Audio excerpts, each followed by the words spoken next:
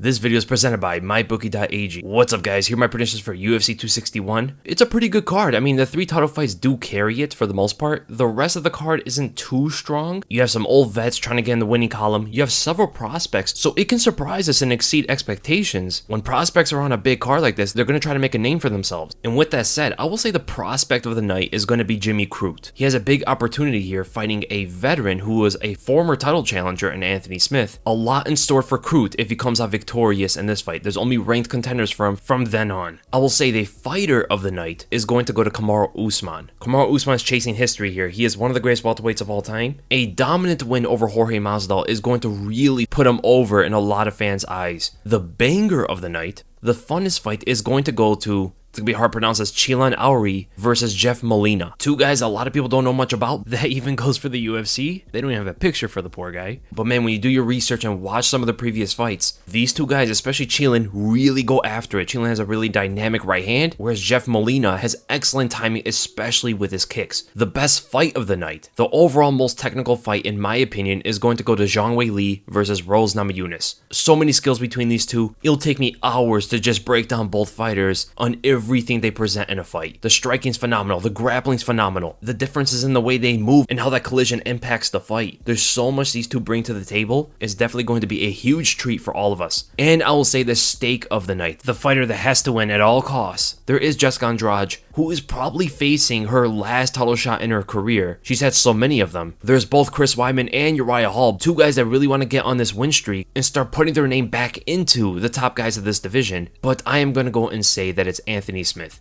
Anthony Smith has the most to lose tonight, and he has a lot to gain tonight. He's fighting Jimmy Crute, who's a prospect of the division. If he loses this one, he's probably not going to be fighting a ranked contender ever again. And with that, we're going to go to our first contest. Uriah Hall versus Chris Weidman 2, the rematch. These two guys fought a long time ago. It was Uriah Hall's first loss when he got knocked out by Chris Weidman. For a very similar reason he gets caught today. Not really good against pressure, and his movement when he's getting pressure, when he's scaling the cage, is extremely one-dimensional. He moves one direction the entire time, and all Chris Weidman did was, I'm just going to intercept you with a left hook, and that was pretty much it. Weidman has very deceptively long punches, and he's a lot more active with them, which can make his boxing more efficient than Uriah Hall's. The thing going for Uriah Hall is the surprise factor. Sniping at Weidman, trying to catch him when he's least expecting, because Weidman's chin is completely shot at this point. He cannot take a big shot anymore. And Uriah Hall's still fast, and he has that power to knock out Weidman with one big shot. It could be from a kick, a flying knee against the takedown. While he's backed up to the cage, he might try to find that one right hand down the center, just like how he caught Paulo Costa. But I don't think Weidman's going to be that reckless. Weidman has a tendency to where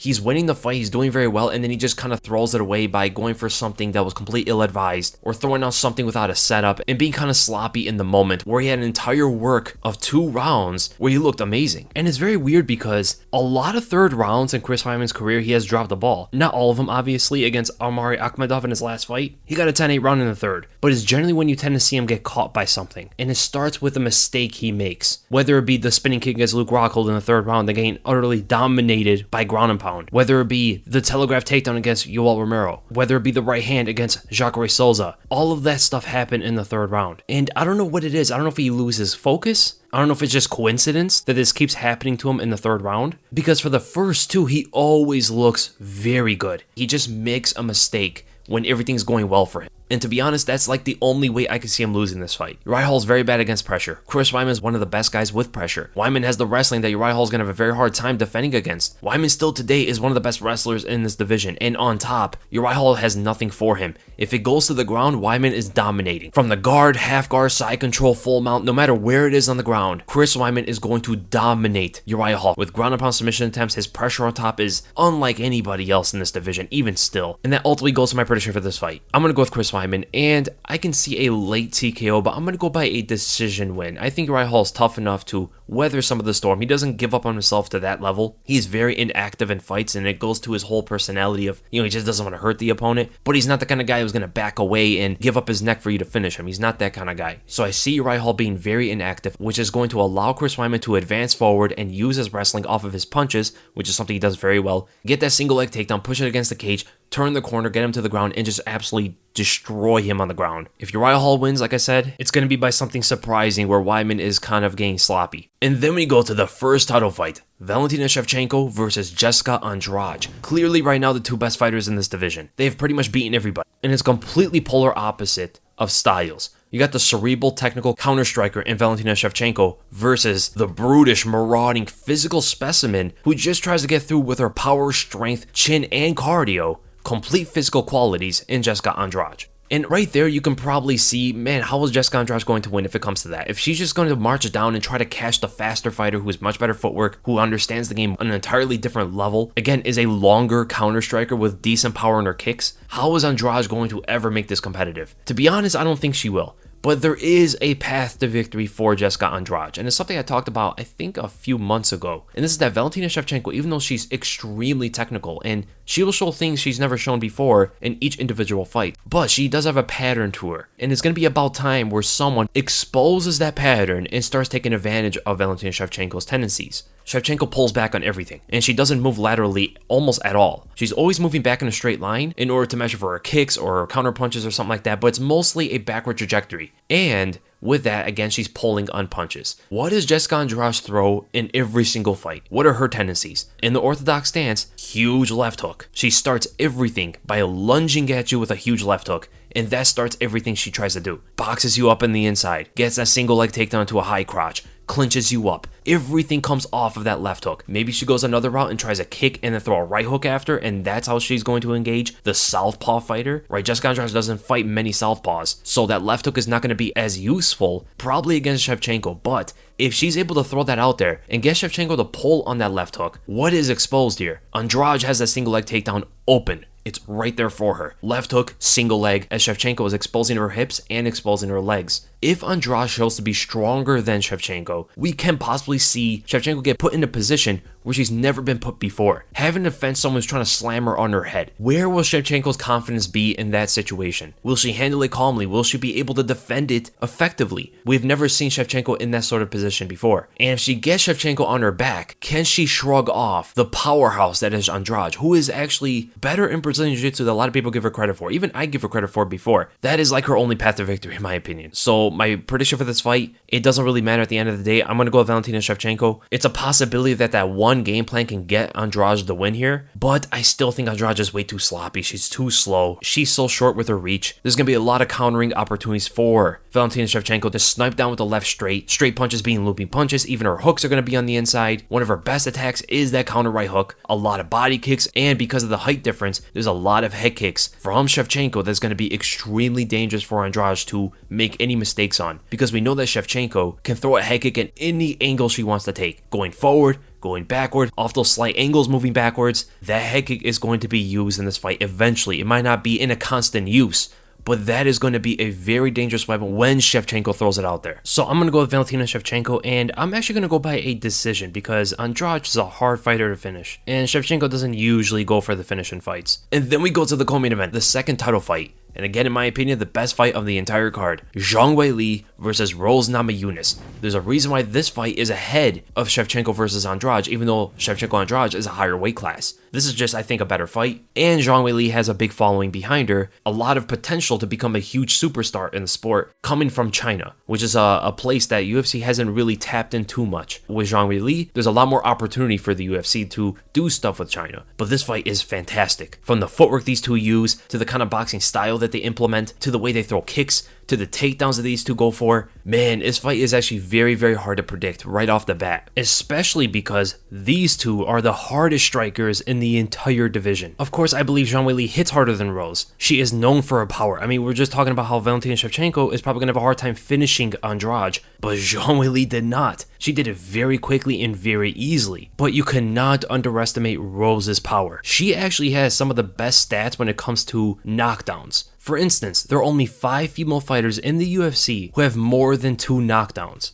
Only 5. Amanda Nunes has the most with 5. Rose Namajunas has the second most with 4. And her ratio is actually higher than Nunes's. Nunes has 5 knockdowns in 15 fights in the UFC, whereas Rose Namajunas has 4 knockdowns in 10 fights in the UFC, which makes Rose have the highest knockdown ratio out of all female fighters in the UFC. So statistically, fighters are more likely to get knocked down by Rose Namajunas than fighting Amanda Nunes. Now, that is not 100% true. There's other factors that affect this, But just looking at it on paper, statistically, this creates correlation to Rose's power. Or you could just say the danger that comes with her striking, whether it be the precision, the timing, the speed, all of those makes it very hard for opponents to see Rose's strikes come at them. We're talking about 2 knockdowns against Joanna Jędrzejczyk. We're talking about 1 against Jessica Andrade with the knee, and we're talking about the head kick against Michelle Waterson. Her power is not to be overlooked here, man. And the scary thing about this is, both Zhang Weili and Rose Namajunas are coming off a fight where they took a lot of damage in. Now, those fights were a pretty long time ago, but it is something to take note coming into Saturday. They're both coming off not a fresh fight. They're both coming off almost war-like fights, which means that there's a possibility that their chins have been a bit softened, especially Zhang Weili. But what I will say is Rose's footwork is more fluid. She does give more ground to get hit when she's moving forward and back because of the long strides she takes in fights. Whereas Zhang Weili, even though she will bounce back and forth almost like Rose does, she's a lot smaller with her movements. And because of that, she has more opportunity to land strikes. Whereas Rose has more opportunity to get away from big strikes. It's going to be hard for Zhang Weili to land some powerful punch or some powerful kick early in the fight before attacking the legs. And that's going to have to be a focus for Zhang Weili. You got to attack those legs and stop Rose from moving around. It's the only way you're going to catch Rose with any meaningful punch, especially for Zhang Weili because of the way she throws punches. Weili's punches are extremely short. Even though she doesn't have a very short reach, she doesn't extend all the way with her punches. And that is going to be a problem for her to implement her boxing effectively. Rose's punches are long and snappy and might even be faster. She throws more variety of punches as well. She has very flexible hooks. She uses it at all different kind of angles for many different purposes, on the offense, on the defense, countering, off a left angle, fading away. She does so many things with that left hook. The ender combinations with it is a huge way she uses it. So she takes that 1-2 down the center and then fades out with the left hook, as Zhang Weili is going to attempt to counter, which is something she always does. Whenever fighters throw a 1-2 at her, you do see Zhang Weili try to counter back with usually her right hand. You saw this a lot against Joanna Jędrzejczyk. Against Rose, though, it's going to be difficult because of the left hook that's following up. And this shows that Rose is probably going to get to the target first, or she's going to be more effective in exchanges, and that goes right into the kicks as well. This is Muay Thai versus Taekwondo kicks. Even though Rose throws the round kicks and she steps into them sometimes, the flexibility of her kicks and the way she snaps them out there aren't your usual Muay Thai style. They're extremely quick, and the chambering of the kicks or the setup of the kicks are a lot harder to see. I will say that Zhang Weili may have more powerful kicks blow for blow, but if Rose does tap into those side kicks, or she throws some spinning kicks sometime in the fight, not use too much, but just to mix it up a little bit, they are going to be stuff that Zhang Weili doesn't normally have to fight up against, and ultimately does confuse up the fight a little bit more for Weili to find her openings. This is why I've been saying that Weili has to go to the legs. It has to be a main focus of her game plan. Attack the legs early and often. She's probably going to take some punches over the top, but it has to be a price that needs to be paid. When you slow down that movement and ultimately take off the pop from the punches and the speed of the punches, make the retraction of the punches a lot harder for Rose Namajunas, this fight is in the bag for Zhang Weili, 100%. If Rose can't move, Zhang Weili might tear her apart. She's way more powerful. She's a more technical brawler, as she showed against Joanna Jędrzejczyk. Rose showed her brawling skill against Joanna as well, but I just don't think she's going to be able to compete with that level of power and that volume.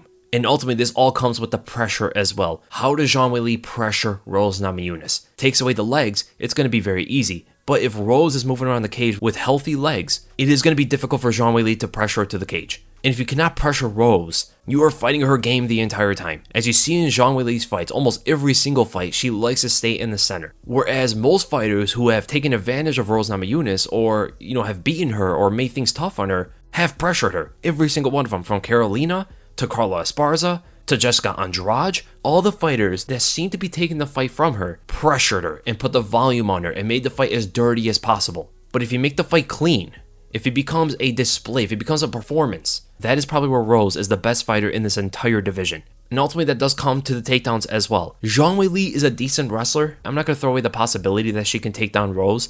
I just don't think it's going to be the smartest thing if she does it. I see some theories and I see some predictions that people think Zhang Weili is going to use her wrestling in this fight. But why in this fight? Why would she try to use against Rose of all people? Rose has good takedown defense as it is, and she's a better grappler than she is a striker. I don't see a reason for Zhang Weili to try to take this to the ground. But here's the thing about Rose Namajunas' takedown. Now, Rose's takedowns are actually better than Zhang Weili's. She's more effective with them, she has way better timing with them, and she's extremely explosive, especially with that double leg. And she kind of twists it just like TJ Dillashaw does. Shoots in for the double, wraps around the leg, and trips it out. I honestly do see Rose attempting a takedown in the fight, possibly multiple takedowns in the fight. I just don't know if she's going to be able to take down Zhang Weili. Zhang Weili's takedown defense is very, very strong. She's extremely balanced. And ultimately, if Rose cannot take down Zhang Weili, I don't see a reason for her to even try it ever again. Because if she cannot secure on that first attempt or get the perfect timing on it, I think it's only going to gas out Rose the more she explodes for that. And what happens when Weili defends a takedown, it rises into a clinch. Rose is going to get torn apart in the clinch by Zhang Weili, 100%. That is probably going to be the biggest discrepancy of the entire fight, is in the clinch. Rose is not weak in the clinch anymore, but she has not rose to Zhang Weili's level. And this ultimately goes to my prediction for this fight.